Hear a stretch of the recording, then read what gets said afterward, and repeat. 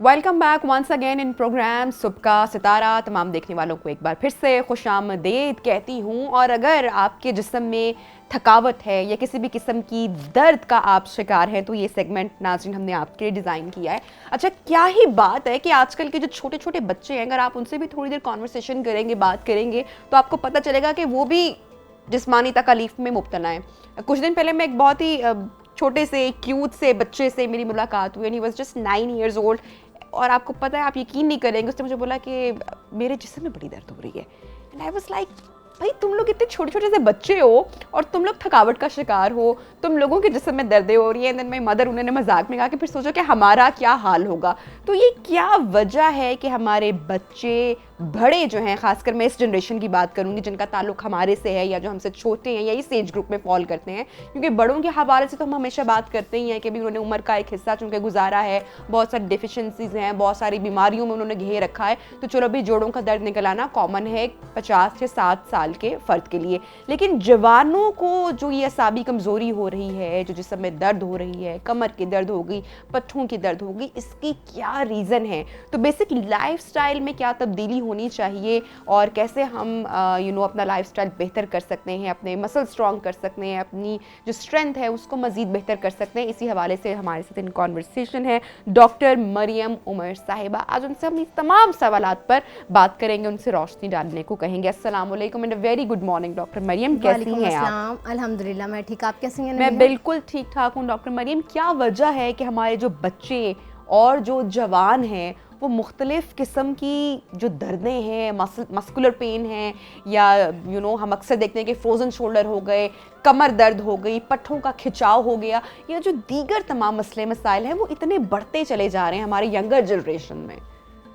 देखिए, first of all इसकी जो बेसिक एक्टिविटी है ना, हमारी लैक ऑफ एक्टिविटी है। इसका फ़र्स्ट कॉज ये है क्योंकि आजकल हम जो है बहुत ज़्यादा सोशलाइज हो गए हैं, हमारी मूवमेंट्स बहुत ज़्यादा रिस्ट्रिक्टेड हो गई हैं। So that's the main reason कि पेशेंट्स हमारे पास बहुत ज़्यादा बढ़ रहे हैं। हर कोई पेशेंट आ जाता है जी, उसको मस्कुलर डिफिशिएंसी हो रही है, दैट्स वाई वो जो एक बेसिक कॉज है वो फ्रोजन शोल्डर का हो रहा है। And the second cause is diabetic patients. अच्छा, डायबिटिक पेशेंट में बहुत ज़्यादा जो है ये हमारे पास फ्रोजन शोल्डर आ रहा है। उसकी मेन वजह ये है क्योंकि हमारी बॉडी में जो है ग्लूकोज लेवल बहुत ज़्यादा बढ़ रहा है। पेशेंट की एक्टिविटी बहुत ज़्यादा जो है डिफिशिएंसी हो गई है, वॉक नहीं करते पेशेंट्स बहुत ज़्यादा, वो कंप्यूटर्स में, लैपटॉप्स में, उसके अलावा जो फ़ोन्स में यूज़ कर रहे होते हैं, तो उनकी जो एक डेली एक्टिविटी थी ना वो ख़त्म हो गई हुई है। So that's the basic reason. अच्छा, मैं अक्सर अपनी टीम से भी जिक्र करती रहती हूँ कि फ़िटनेस का मैं थोड़ा बहुत ना ख्याल करती रहती हूँ कि चलो कुछ ना कुछ जो है वो थोड़े से कदम जो है वो चल लिए जाएं। तो मैं रिसेंटली जिम से मैंने शिफ्ट किया पार्क में जाना, और आप हैरान रह जाएंगी कि वहाँ पर जिन लोगों को मैं देखती हूँ कि जो हमारे पीक टाइमिंग्स होते हैं वॉक करने के, उसमें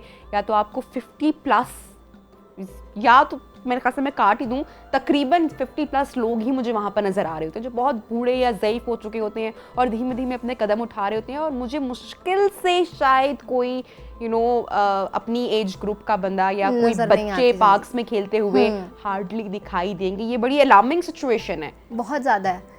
वही इसीलिए जो है ना कि आपकी डिजीज़ेस भी तो इसीलिए बढ़ रही हैं। आप जितनी अपनी एक्टिविटी में इन रहेंगे, आपको उतनी ज़्यादा जो है मस्कुलर डिफिशिएंसीज नहीं होंगी। हम लोग जिम कर रहे हैं, वर्कअप कर रहे हैं, हमारे जो मसल्स हैं वो स्ट्रेंथन हो रहे हैं।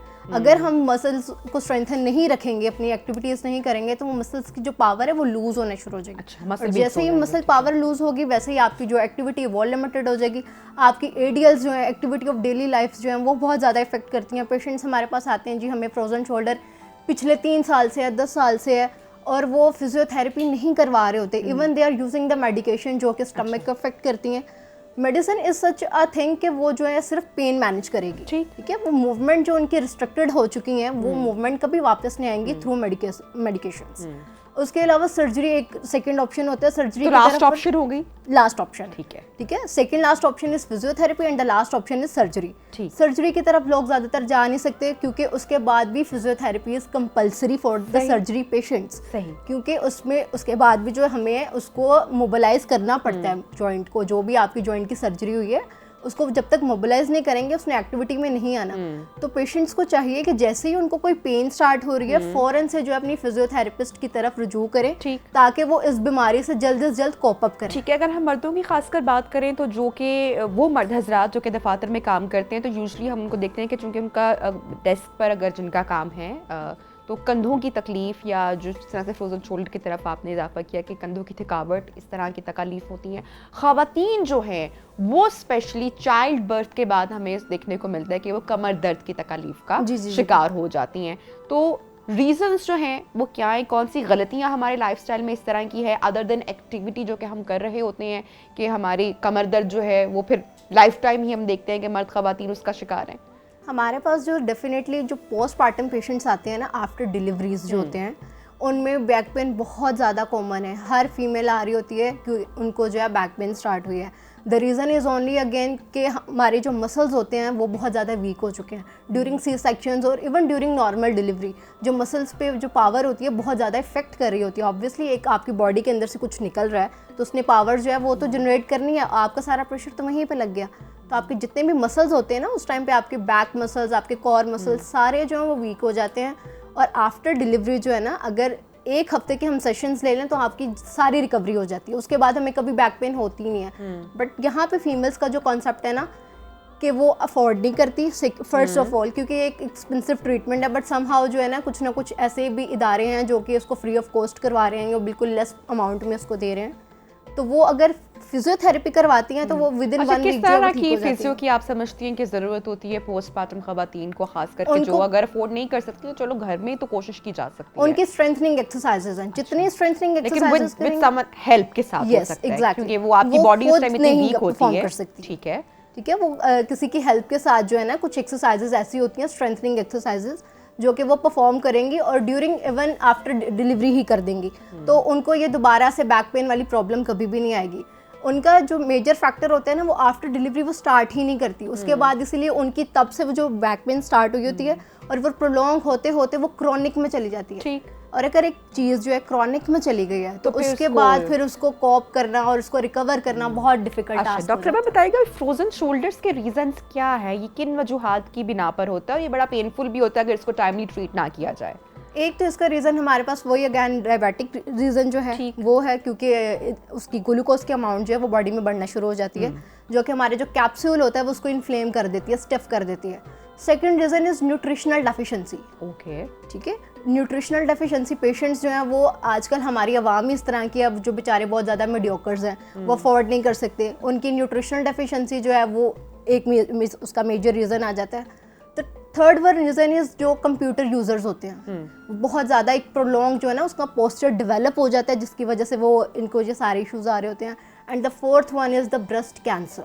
अच्छा, जिन पेशेंट्स को होता है उनके लिए जो है ये फिजियोथेरेपी बहुत ज़रूरी हो जाती है, क्योंकि उसका रीज़न जो है फ्रोजन शोल्डर में चला जाता है। आपकी मूवमेंट रिस्ट्रिक्टेड हो जाती है ना सारी। आपको अगर कैंसर हुआ है वहाँ की अगर कोई सर्जरी भी हुई है तो वहाँ आपकी मूवमेंट आपकी रिस्ट्रिक्ट कर दी हुई है, तो उसका भी एक मेन रीज़न होता है। ये सारे मेन रीज़न होते हैं। और लास्ट वन इज़ जो बाइक राइडर्स होते हैं उनमें ये इशू बहुत ज़्यादा देखा जाता है। अच्छा, जरा उनकी बात कर लेते हैं जो कि किसी इंजरी की वजह से जिन मर्द या ख़वातीन या जो भी लोग हैं किसी वेट उठा लिया, बहुत हेवी वेट लिफ्टिंग कर ली, या खुदा ना खास्ता कोई जर्क आ गया कमर में, या जिम में कोई इंजरी होगी, या किसी किस्म के स्ट्रेन की वजह से जो मसल इंजरी हो जाती है, ये रिकवर हो जाती है अगर इसको एक टाइम तक ट्रीट ना किया जाए और ये 1-2 साल से ऊपर का टाइम गुजर जाए, आप उस पेन को मुसलसल लेते चले जा रहे हैं, तो इसकी रिकवरी मुमकिन है? जी बिल्कुल, इसकी रिकवरी मुमकिन है। अगर तो उसकी एक्यूट कंडीशन है तो उसकी रिकवरी बहुत जल्दी हो जाती है। जैसे ही अगर पेशेंट को कोई इंजरी हुई है उसने फ़ौरन से अपना जो है सेशन ले लिए, विद इन 1 वीक उसने रिकवर हो जाना। पर अगर प्रोलॉन्ग जा रही है, क्रॉनिक में जा रही है, फिर रिकवरी उसकी तब भी पॉसिबल है। अच्छा, और आपकी पेन क्रॉनिक हो गई है, इसके सिम्टम्स क्या हैं? उसके सिम्टम्स ये हैं कि आफ्टर 3 मंथ्स जो है पेन क्रॉनिक हो जाती है आपकी। ठीक है, 3 मंथ्स का जो ड्यूरेशन होता है, with in 3 months is acute condition and after 3 months is chronic condition. तो आफ्टर 3 मंथ्स जो है ना वो जैसे जैसे कंडीशन मजीद वर्स होती जाती है, वो और ज़्यादा फ्रोजन जो कंडीशन है स्टेज में चला जाता है, वो फिर ज़्यादा मुश्किल होता है। ठीक है। अच्छा, हड्डियों की जो कमज़ोरी है ये भी इसमें आप एक रीज़न समझती हैं कि उसकी बिल्कुल भी? डेफिनेटली। अच्छा, और इसके रीजंस क्या है? हम अपने डेयरी प्रोडक्ट से भी बड़ा दूर हैं, दूध, दही, मल्टीविटामिन्स या जितने भी हमारी जो नेचुरल फूड्स हैं या जो चीज़ें हैं, हम उसे अपने न्यूट्रिएंट्स पूरे भी नहीं कर पा रहे हैं। फिर जंक फूड हमारे यहाँ, फ्राइड फूड बहुत ज़्यादा कॉमन है, बहुत इस्तेमाल किया जाता है, तो ये एक आप मेजर रीज़न समझती हैं? बिल्कुल, ये एक हमारा मेजर रीज़न है, क्योंकि पेशेंट्स जो हैं वो हमारे पास आजकल सब, इवन हम लोग भी जो हैं जंक फूड पे बहुत ज़्यादा आ गए हैं। हम लोग अपनी डेली डाइट में जो है हेल्दी डाइट नहीं ले रहे, जिसमें हमारी डेयरी प्रोडक्ट्स नहीं आ रहे, जिसमें हमारे जो जितने भी न्यूट्रिशनल वो हमें डेफिशिएंसीज हो रही हैं, हमारी जो मेथिकोबाल्ज है, फिर हमें उस टैबलेट पे जाना पड़ता है। अगर वो हम नहीं ले रहेंगे तो और भी ज़्यादा हमारी जो मस्कुलर डिफिशेंसीज हैं वो आती रहेंगी, बढ़ती रहेंगी। और कैल्शियम और vitamin D is the main source कि अगर उसकी डिफिशेंसी हो रही है तो पेशेंट जो है डेफिनेटली उनको जॉइंट डिजीज़ और बोन डिजीज़ आएंगी। तो एक एज लिमिट होती है, उसके बाद जो है हमने उसको विटामिन डी और कैल्शियम को हमने लाजमी इनटेक उसकी स्टार्ट करवा देनी होती है, अगर हमारी डाइट नहीं अच्छी। और अगर हमारी डाइट अच्छी है तो फिर हमें सप्लीमेंट्स पे जाने की ज़रूरत ही नहीं है। ठीक। अच्छा, हम बच्चों को भी देखते हैं कि एक सर्टेन एज के बाद बच्चों का भी दूध छुड़वा दिया जाता है। आप समझते हैं कि बच्चों को भी फिर किसी किस्म की डेफिशिएंसीज का सामना करना पड़ सकता है, या दूध जो है बच्चों का एक बेसिक न्यूट्रिएंट है, वो उनको लाजमी एक जुज़्व होना चाहिए उनके डाइटरी प्लान का? बच्चों को लाजमी दूध पिलाना चाहिए, क्योंकि उसमें बहुत सारे जो हैं हमारे मिनरल्स मौजूद होते हैं जो कि उनकी ग्रोथ के लिए बहुत ज़्यादा ज़रूरी है। और अगर हम उन्हें स्टार्ट से ही वो उनका सारा स्टॉप करवा देंगे तो फिर उनकी ग्रोथ में भी इफेक्ट आएगा। सेकेंडली, उनको ये जो लिथार्जी की कंडीशंस होती हैं वो बहुत ज़्यादा होंगी, वो बहुत ज़्यादा थके थके फील करेंगे, वो अपनी एक्टिविटीज़ परफॉर्म नहीं कर पाएंगे, इवन उनका कॉन्सेंट्रेट भी ख़राब हो जाएगा फिर उससे। तो डाइट उनकी बहुत ज़रूरी है, और जो डेयरी प्रोडक्ट्स हैं वो तो उनके लिए बहुत ज़्यादा एसेंशियल होते हैं। ठीक है। अच्छा, जोड़ों का दर्द हमारे यहाँ बहुत कॉमन है। उसकी एक वजह ये है कि ओबेसिटी भी, मोटापा भी बहुत ज़्यादा बढ़ता चला जा रहा है हमारी सोसाइटी में, स्पेशली जो यंगर जनरेशन है। मैं उनको अक्सर देखती हूँ कि जो मोटापा है वो तो रच बस गया है, क्योंकि अगेन वही बात कि लाइफस्टाइल, खाने पीने की जो गलत हमारी आदत है, जंक फूड जो है, उसकी वजह से ओबेसिटी बढ़ती चली जा रही है। लेकिन जोड़ों का दर्द उसके अलावा भी हमारे यहाँ ख़वातीन में एक बहुत कॉमन बीमारी है। इससे रिलीफ का मैं चाहूँगी कि अगर आप कुछ टिप्स देना चाहें हमारे देखने वालों को। सबसे पहले तो अपना यूरिक एसिड कंट्रोल करें। यूरिक एसिड के साथ अपने डाइट थोड़ी बहुत मेंटेन करें, अपनी लाइफस्टाइल मॉडिफिकेशन करें। ठीक है, अपने पोस्चर को अगर वो मेंटेन करते हैं और अपनी वॉक स्टार्ट कर देते हैं, उनके 90% उनके मसले जो है फीमेल्स के ख़त्म हो जाएंगे ड्यू टू वॉक। क्योंकि जब आप वॉक करते हैं आपकी बॉडी एक मेंटेन होना स्टार्ट हो जाती है, आपकी सारी जो एक्टिविटीज़ हैं वो इन्हांस होती हैं, और जब वो इन्हांस होंगी आपको कोई प्रॉब्लम ही नहीं होगी।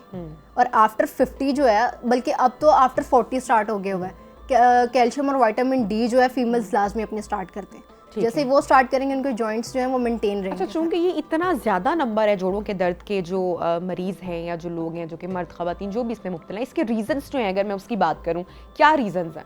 इनके बेसिक रीजंस यही आते हैं हमारे पास कि ड्यू टू लाइफ एक्टिविटी जो है लिमिटेड हो चुकी है। ठीक। बहुत ज़्यादा लोग जो है ना वो, अब हमारे पास इतनी टेक्नोलॉजीज आ गई हैं, पहले को आसान कर लिया हुआ है, आसान लफ्ज़ों में अगर कहें। हमारे पास इतनी टेक्नोलॉजीज आ गई हैं कि हम खुद उठ के कोई काम नहीं करते, हम बैठे बैठे जो है सारे काम करना स्टार्ट कर देते हैं। तो वो हमारा पोस्चर ही इतना ख़राब हो जाता है कि वो सारी जो है ना हमें डिजीज कॉज करना स्टार्ट कर देंगे। आसान होगी कि अब तो लाइट या पंखा ऑन करने के लिए भी आपके पास रिमोट मौजूद है, उसके लिए भी आपको करते हैं हम, बस उसके लिए भी जहमत नहीं करनी पड़ेगी कि 2 कदम उठ के अगर आप एग्जैक्टली इतनी हमने अपनी जिंदगी को आसान और सहल कर लिया है। जी बिल्कुल। घुटनों से आवाज का महसूस होना नमाज पढ़ते हुए या पोजीशन चेंज करते हुए, बैठते हुए या खड़े होते हुए, अक्सर लोग कहते हैं कि नहीं हम फ्लोर पे या जमीन पे नहीं बैठ सकते हैं, और अगर बैठते हैं तो हम देखते हैं कि कुछ अनयूजुअल सा एक आवाज आना, ये नॉर्मल है, हर एक के साथ होता है। बिल्कुल, ये जो बोन की ना हेल्थ को बता रहा होता है कि बोन हेल्थ जो है हमारे पास बहुत अच्छी नहीं है, इसकी वजह से हमें क्रैकिंग साउंड्स आ रहे होते हैं। समहाउ जाके स्पेस की जो है ना वो हमें डेफिशिएंसी स्टार्ट हो जाती है। स्पेस हमारी जो है वो लिमिटेड हो जाती है। हमारी जॉइंट्स में स्पेस होती है, एक नॉर्मल स्पेस, जब वो स्पेस कम होना स्टार्ट हो जाती है फिर हमें क्रैकिंग साउंड आते हैं। तो उसके लिए तो ये बड़ा अलार्मिंग है, अलार्मिंग सिचुएशन। जैसे अगर आपको आवाज़ महसूस हो तो क्या करना चाहिए? फ़ौरन से अपनी फिजियोथेरेपिस्ट के आप जो है डिपार्टमेंट में जाएं और उनसे कुछ अपना प्लान इस तरह का लेकर आएं कि वो आप डेली एक्टिविटी में परफॉर्म कर सकें, और जैसे ही आप परफॉर्म करेंगे विद इन 2 वीक्स आप देखेंगे कि आपकी कितनी कंडीशन बेहतर है। ठीक है। अच्छा, चूंकि अब हम तनकीद सब पर ही करते हैं, जो लोग वर्कआउट नहीं करते उन पर भी तनकीद हमारे यहाँ लोग कर रहे होते हैं, जो करते हैं बेचारे जिम जाते हैं उनको भी हम नहीं छोड़ते हैं। तो एक बात अक्सर हमने बहुत सुनी है कि जो लोग बहुत ज़्यादा ट्रेडमिल का इस्तेमाल करते हैं वो तो उनके घुटने ख़राब हो जाते हैं या फारिग हो जाते हैं एक टाइम के बाद। तो ये कितने मिथ है या इसका सही इस्तेमाल जो है वो क्या है, हमारे देखने वालों को गाइड करें। वो देखें, कहते हैं ना excess in everything is bad. Yes. तो वो वाली चीज़ जो है हमारी स्पेशली अगर आप इंक्लाइन करके अगर आप ट्रेडमिल कर रहे हैं। अगर ट्रेडमिल भी हम कर रहे हैं तो उसका एक स्पेसिफिक ड्यूरेशन है, that is 45 minute to 1 hour. इससे ज़्यादा आपने बिल्कुल ट्रेडमिल भी नहीं करना, क्योंकि एक्सेस में चले जाएंगे तो आपके मसल्स जो हैं वो स्टिफ होना स्टार्ट हो जाएंगे और आपका बोनी जो स्ट्रक्चर है ना वो भी समहाउ ऑस्टियोप्रोसिस में जाना स्टार्ट हो जाएगा। तो अगर एक्सेस में जाएंगे तो फिर हमारे पास सारी कंडीशन होंगी। आपने अगर वॉक भी करनी है और ट्रेडमिल भी करनी है तो आप 45 मिनट्स आर इनफ। ठीक है। अच्छा, स्ट्रेचिंग कितनी इंपॉर्टेंट है? हम हर चीज़ पर बात करते हैं लेकिन स्ट्रेचिंग जो है वो घर में भी की जा सकती है, उसके लिए आपको कहीं नहीं जाना, कोई हेल्प नहीं चाहिए। तो ये हमारी बॉडी को कितना रिलैक्स करती है? हमारी जितनी भी लेथार्जिक कंडीशन होती है ना, हमारी स्ट्रेच करने से बहुत ज़्यादा जो है मिनिमाइज हो जाती है, क्योंकि बॉडी बहुत रिलैक्स हो जाती है। अगर आपके मसल में कोई एक्यूमुलेशन भी हो रही है ना लैक्टिक एसिड की, तो अगर आप उसमें स्ट्रेचिंग कर रहे हैं तो वो बहुत ज़्यादा आपके लिए इफेक्टिव होती है कि एक मसल शॉर्टनिंग से वो बच जाता है मसल। ठीक है। और जो मसल की शॉर्टनिंग है ना वो फिर कॉज करती है डिफरेंट डिफॉर्मिटीज।